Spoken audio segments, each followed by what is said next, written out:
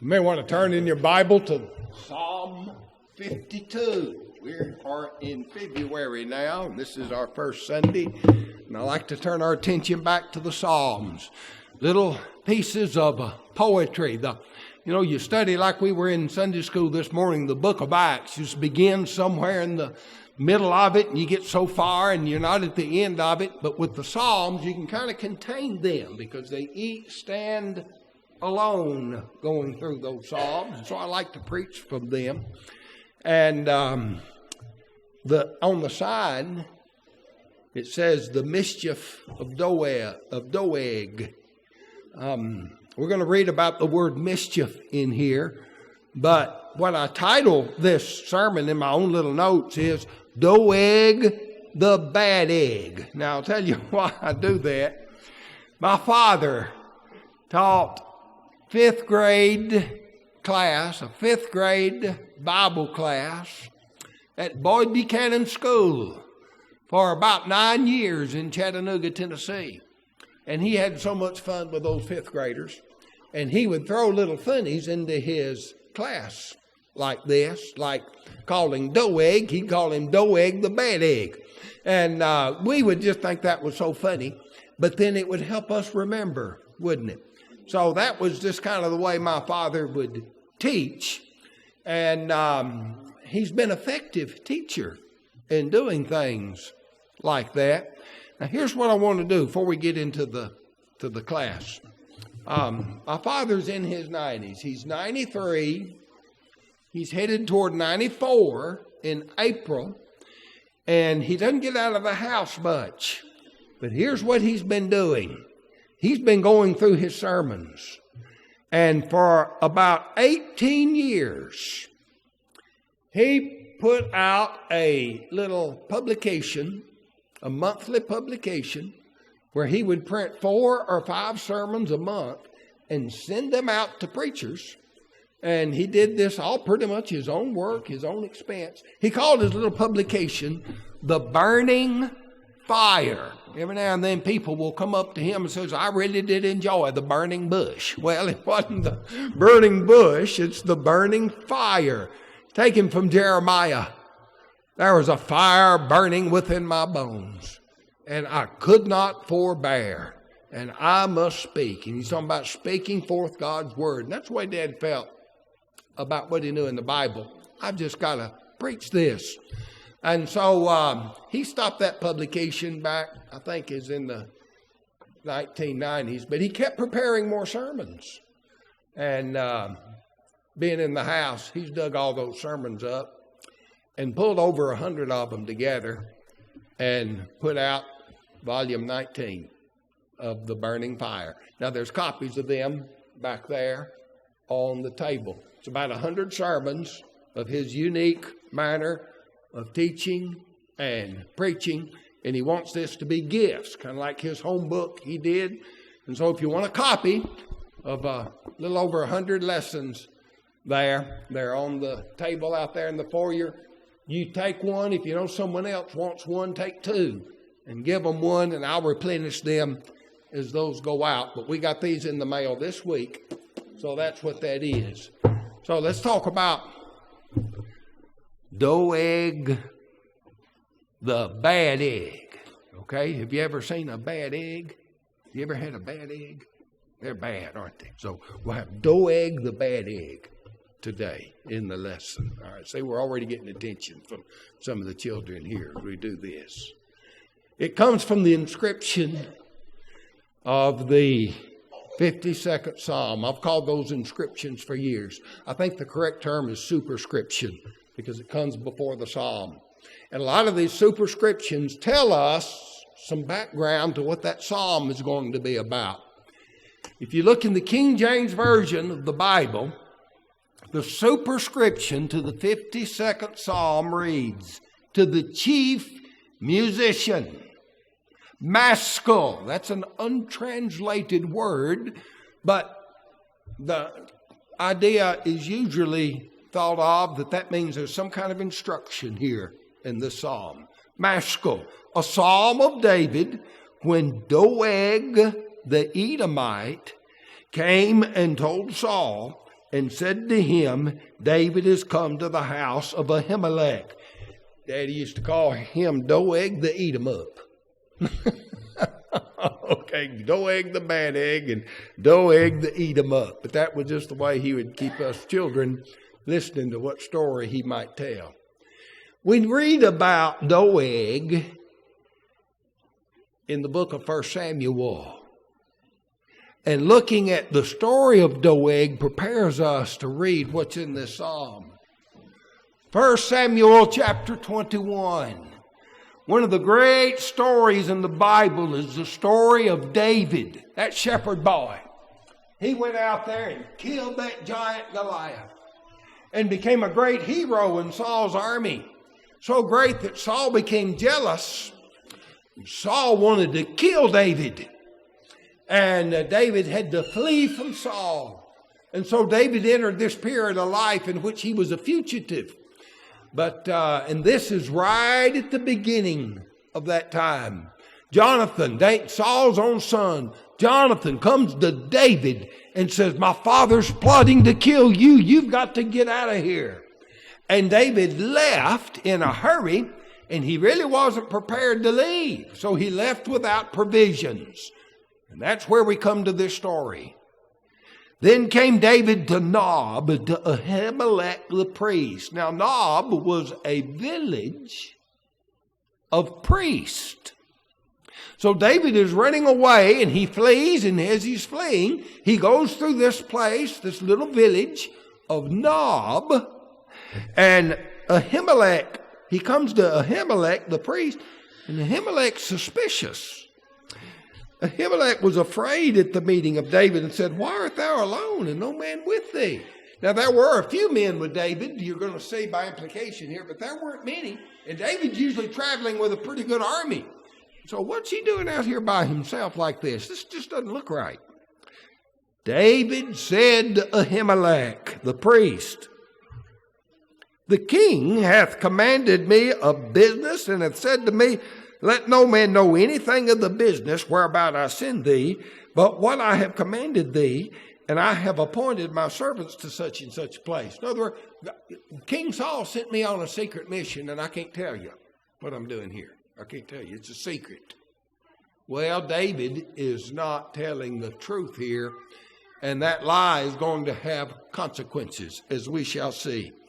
He said, now therefore, what is under thy hand? Give me 5 loaves of bread in my hand, or what there is present. David's hungry. He wants some bread. Well, the priest answered David and said, there is no common bread under my hand, but there is the hallowed bread. If the young men have kept themselves at least from women, the hallowed bread. Every week, the priest would make 12 loaves of hot bread, and they would put them on the table in the tabernacle. And it represented the 12 tribes of Israel, and it was bread for the priests. Now, it was hallowed. It was set apart.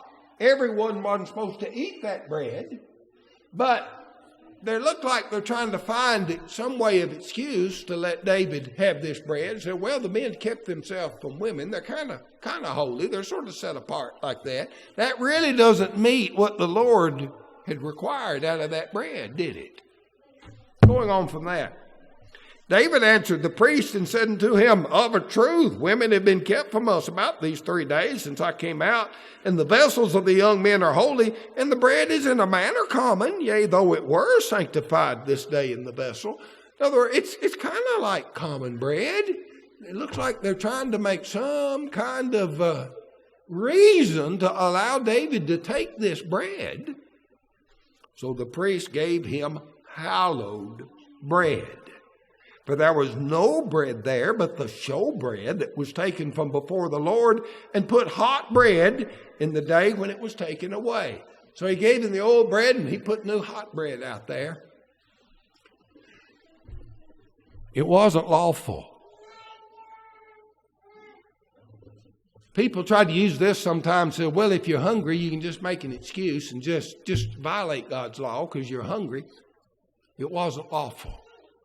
Jesus himself said it wasn't lawful. In Matthew 12, verses 3 through 5, he talked to the scribes and Pharisees. They were accusing Jesus of working on the Sabbath because he plucked some ears of grain as he walked through. And that was lawful. But see, they were just looking for problems. They would excuse David. And Jesus says, have you not read what David did when he was a-hungered and they with him, how he entered the house of God and did eat the showbread, which was not lawful for him to eat, neither for them which were with him, but only for the priest. Now, what David did wasn't right, and the priest should not have given that bread, but they did. Now, the story picks up in, well, a little more here in 21:7. Not just the bread. Look at the sword. Now, a certain man of the servants of Saul was there that day and detained him before the Lord. His name was Doeg the Edomite, the chiefest of the herdsmen that belonged to Saul. So Doeg's there and he's seeing all this going on.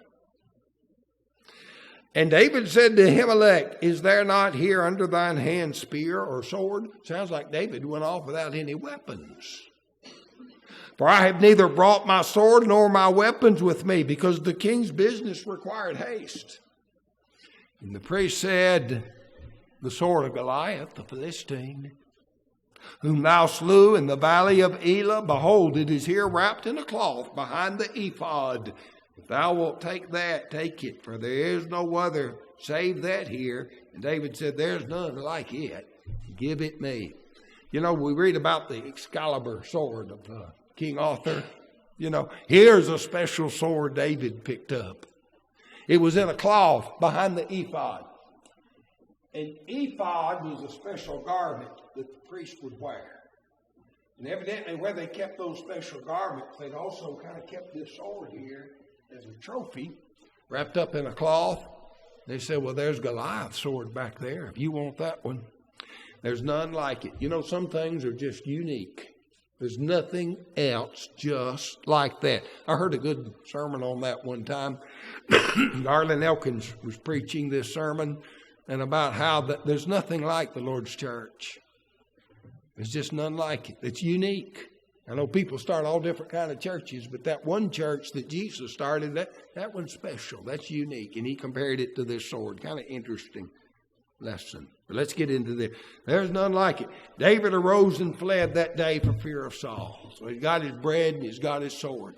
Here's where the story picks up in 1 Samuel 22. Verse 6.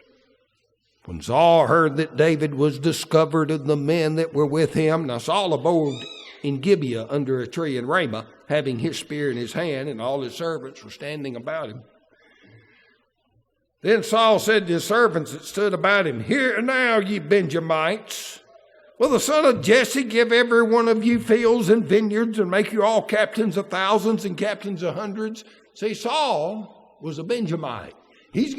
And these around him are Benjamites. I'm going to take care of my own people. You think David's going to take care of you the way I'm taking care of you?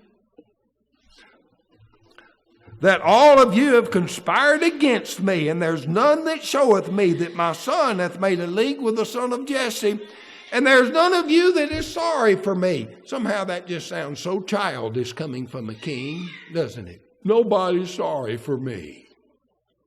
And so he says, or showeth unto me that my son hath stirred up my servants against me to lie in wait as at this day. Now Doeg sees his opportunity. He's going to get in good with Saul. Then answered Doeg the Edomite, which was set over the servants of Saul, and said, I saw the son of Jesse coming to Nob to Ahimelech, the son of Ahitub. And he inquired of the Lord for him. Now you don't read about Ahimelech doing that. In fact, Ahimelech's going to deny that he did this. But that's what Doeg said. And gave him victuals, and gave him the sword of Goliath the Philistine. And the king sent to call Ahimelech the priest, the son of Ahitub, and all his father's house, the priests that were in Nob, and they all came to the king. And Saul said, hear now, thou son of Ahitub. And he answered, here I am, my lord. Saul said unto him, he calls all these priests up to him from Nob. So you come see me. So here they appear before Saul. Why have you conspired against me, thou and the son of Jesse, and that thou hast given him bread and a sword, and hast inquired of God for him? Well, they didn't do that. They didn't check with God about this. Said that he should rise against me to lie in wait as it is this day. Then Ahimelech answered the king and said, he didn't know anything about this. He said, who is faithful among all thy servants as David, which is the king's son-in-law, who goeth at thy bidding, and is honorable in all thy house? Did I then begin to inquire of God for him? I didn't think I had to check with God on this. This is your son-in-law. Be it far from me. Let not the king impute anything unto a servant, nor to the house of my father, for thy servant knew nothing of all this, less or more. Saul wasn't going to have it. The king said, thou shalt surely die, Ahimelech, thou and all thy father's house. And so he turns to servants. The king said to the footmen that stood about him, turn and slay the priest of the Lord, because their hand also is with David, and because they knew when he fled and did not show it to me. But the servants of the king would not put forth their hand to fall upon the priest of the Lord. And the king said to Doeg, turn thou and fall on the priest. Doeg the Edomite turned, fell on the priest, and slew in that day 85 persons that did wear the ephod. He killed 85 priests. But he didn't stop there. And Nob, the city of priests, smote he with the edge of the sword, both men and women and children and sucklings and oxen and asses and sheep with the edge of the sword. Doeg was a bad egg, wasn't he? Well, one of them escaped. The sons of Ahimelech, the son of Ahitub named Abiathar, escaped and fled after David. And Abiathar showed David that Saul had slain the Lord's priest. And David said to Abiathar, I knew it that day when Doeg the Edomite was there that he would surely tell Saul, I have occasioned the death of all the persons of thy father's house. You know, David's right. He's the one that went there, and he's the one that started telling the falsehoods. He did take some responsibility here. He said to him, abide with me, fear not. He that seeketh my life seeketh thy life, but be with me, thou shalt be in safeguard. I'm going to take care of you, this priest from Ahimelech. Well, now we go to the 52nd Psalm. And this is the psalm David wrote on that occasion. In this psalm, David doesn't concentrate on what he did. You know, regardless of what David did wrong, it doesn't excuse Doeg and what Doeg did. And this psalm is about Doeg. Why boasteth thyself in thy mischief? O mighty man, the goodness of God endureth continually. The tongue deviseth mischiefs like a sharp razor working deceitfully. Mischief. That's why I put it out on that psalm. The mischief of Doeg. Put it out on that sign. The mischief. Now Doeg, he must have thought he was doing pretty good. He was proud of himself. And so David says, O mighty man. I think he's being sarcastic here. You think you're really something, don't you, Doeg? He's nothing compared to God. You look at the mischief of Doeg and compare that to the enduring goodness of God. Doeg's really not mighty, is he? It's what was said. Doeg used his tongue. Thy tongue deviseth mischief like a sharp razor, working deceitfully. Yeah, he slew him with the sword, but first he slew him with his tongue, didn't he? Thou lovest evil more than good, and lying than to speak righteousness. Selah. We read in the New Testament, or in Proverbs 18:21, death and life are in the power of the tongue. And in James 3:5-8, behold, the tongue is a little member and boasteth great things. Behold, how great a matter a little fire kindleth, and the tongue is a fire and a world of iniquity. So is the tongue among our members, that it defileth the whole body, and setteth on fire the course of nature, and is set on the fire of hell. It is an unruly evil full of deadly poison. Doeg had used his tongue in what he told Saul that led to the slaying of these priests. Thou lovest all devouring words, says David. O thou deceitful tongue. But God will likewise destroy thee forever. Doeg, you're not going to get away with this. Matthew 12 and verse 36 comes to mind. You know, we're going to be held responsible for what we say, even when we're really not thinking much about what we say. Have you ever just been talking and just kind of, you're on the phone, maybe you're just talking, and you're not really thinking about the significance maybe of what you're saying. They're idle words, but God's listening to every one. Every idle word that men shall speak, they shall give an account thereof in the day of judgment. And Doeg's going to give an account for what he said to Saul. He shall take thee away and pluck thee out of thy dwelling place and root thee out of the land of the living. Take him away, pluck him out, and root him out. I'm going to get back to that in just a moment. Now the righteous, they're going to see this and fear and laugh.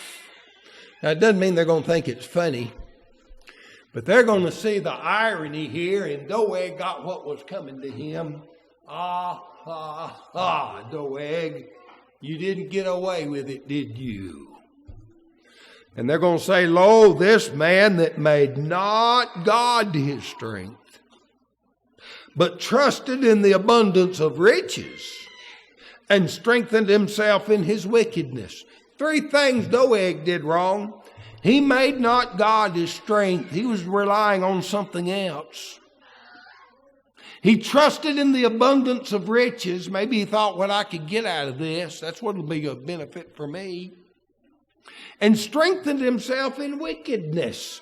Some people think that wickedness will give them the advantage and make them strong. Doeg did. 1 Timothy 16:17-19. Charge them that are rich in this world that they be not high-minded, nor trust in uncertain riches, but in the living God. In contrast, David says,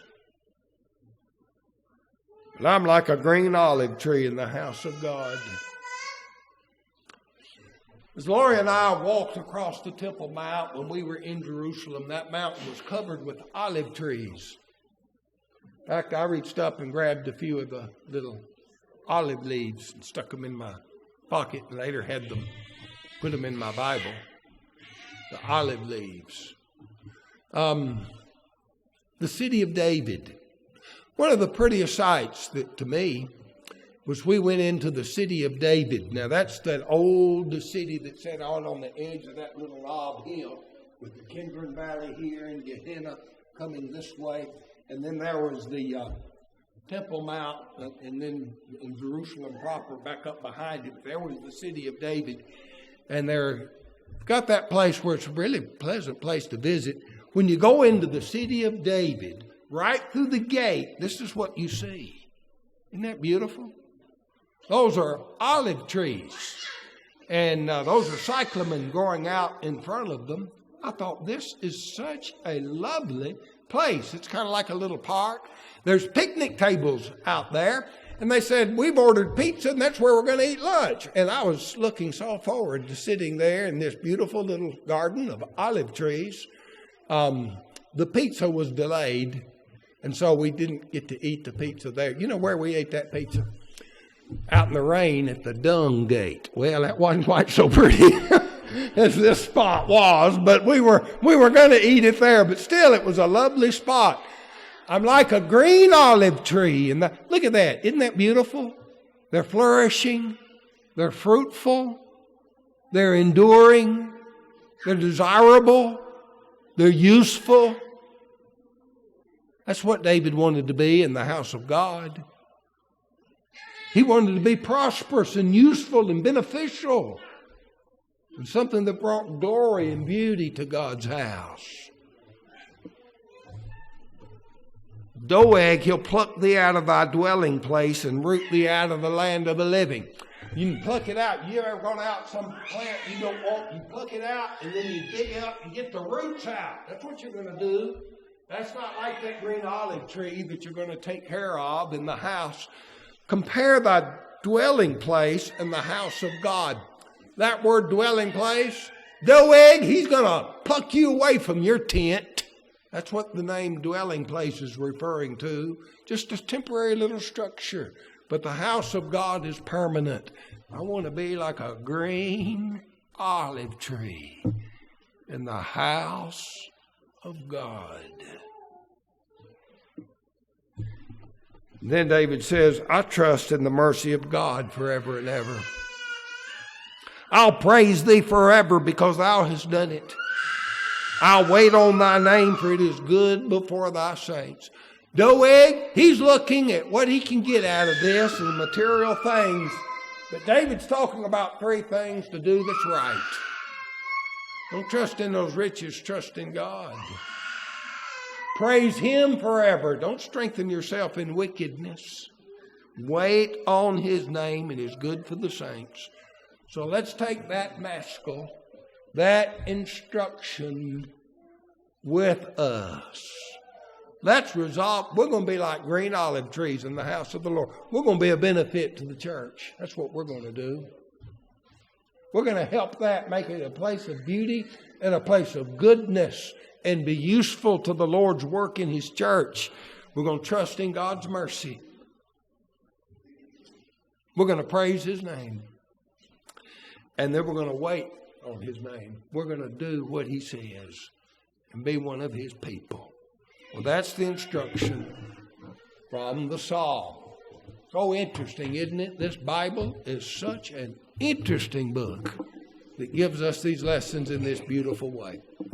If you want to trust in the living God and wait on his name, you need to be a Christian and be baptized into Christ. Let God add you to his church. And then be like that green olive tree in the house of God. If that's what you want to do this morning, let us know while we stand and sing.